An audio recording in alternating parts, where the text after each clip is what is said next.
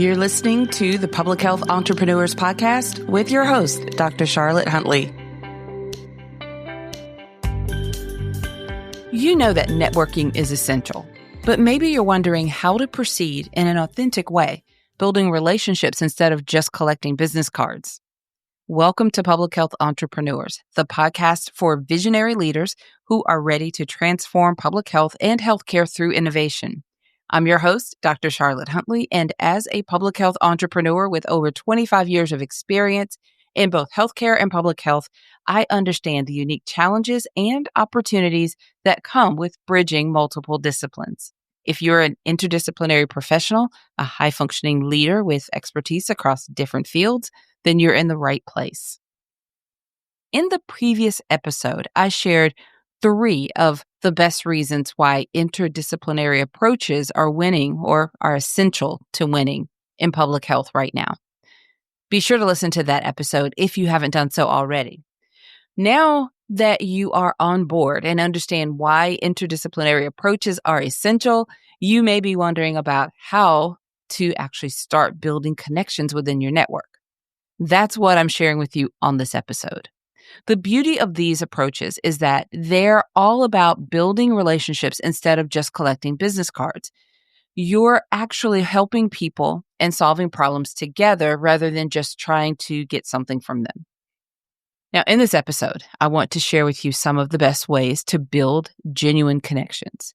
Here are 3, not that these are the only 3, but these are my 3 top tips to share with you right now. Number 1, share vulnerable learning moments publicly. Now, let me say, why does this work? Why are you telling me to do this? Well, in public health, everyone faces complex, messy problems with no clear solutions. When you share your struggles openly, you break through the professional facade that prevents real connection.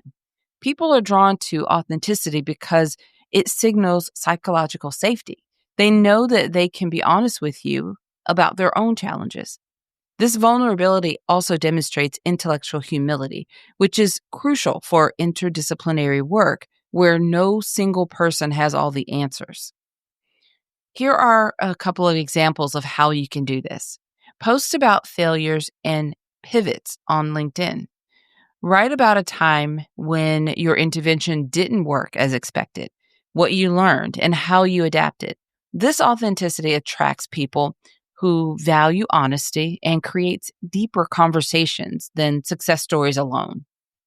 Now, I'm not suggesting you throw up all of your problems and turn it into a downward spiral, but just this mixture and being very open about, well, your world is not perfect and this is what happened. I tried this and this is what happened, or some of those stumbles. Here's another example. You can ask for help openly in professional forums. So instead of presenting yourself as an expert, post specific questions like, I'm struggling with access to data for communities of color for my epidemiology consulting projects. Has anyone navigated something similar? This vulnerability invites genuine support and advice. Now, I used epidemiology example because of my epidemiology consulting firm, but you will insert your own challenge and based on your consulting business or whatever your entrepreneurial venture is, and among these trusted peers, and, ask for that type of help. And it really does open you up to, and this is not, everything that I'm sharing with you is from a very genuine place and heart. I'm not suggesting that there are any manipulative tactics here. Of course, I don't think any of you listening would take that as a suggestion for using manipulation tactics, and I don't think any of you listening would actually do anything like that. But I just wanted to say that for the record. But this level of vulnerability, I think that sometimes we hide behind, want to hold back on those things that aren't quite perfect, or we think that asking, especially in an open professional forum, that asking for advice or guidance on something is a sign of weakness or something negative, and this is not the case. Let me give you one more example. You can host lessons learned sessions. So organize monthly virtual meetings or gatherings where professionals share recent mistakes or unexpected insights. And this creates, again, psychological safety and builds trust among anyone who participates.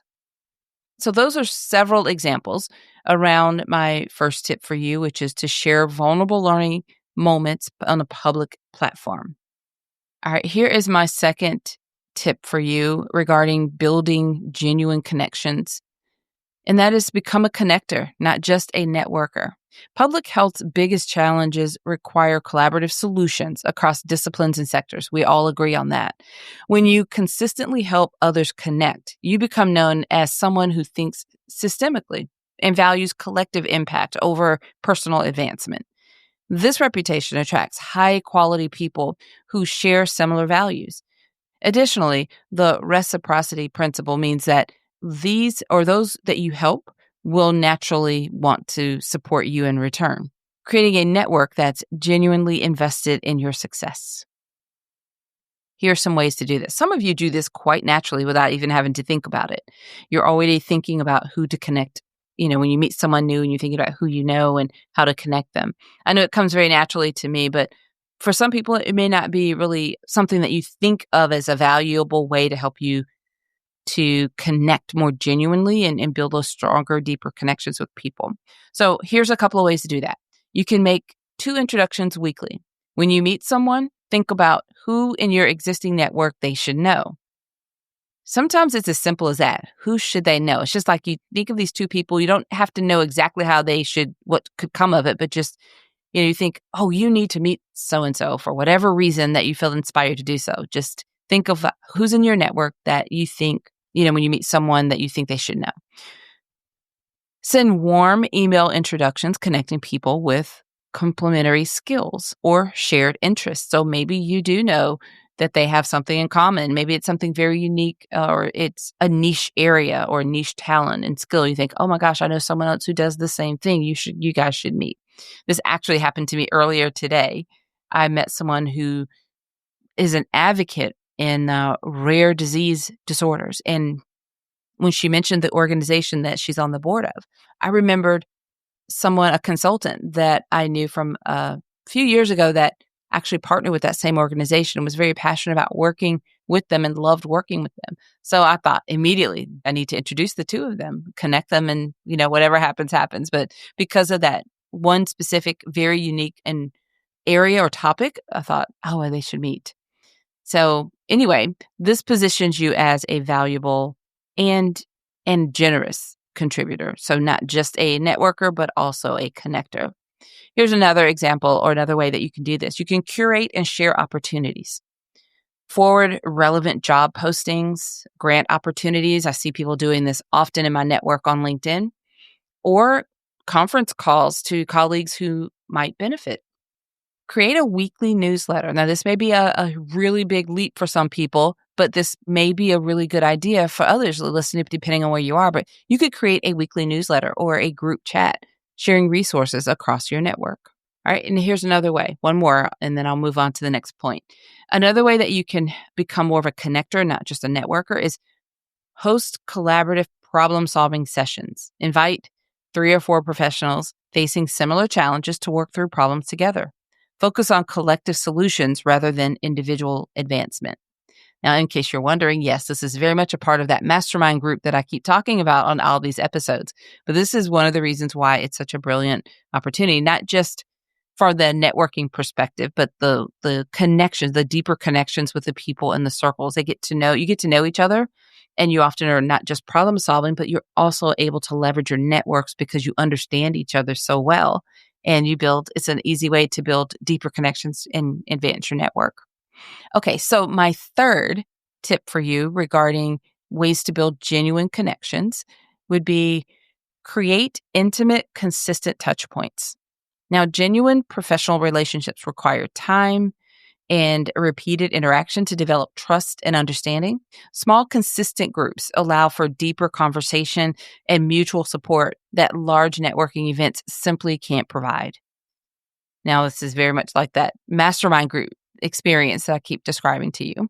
But in interdisciplinary work, these ongoing relationships become critical for navigating complex collaborations and getting honest feedback on your ideas. So the consistency also means people can track your growth and challenges over time.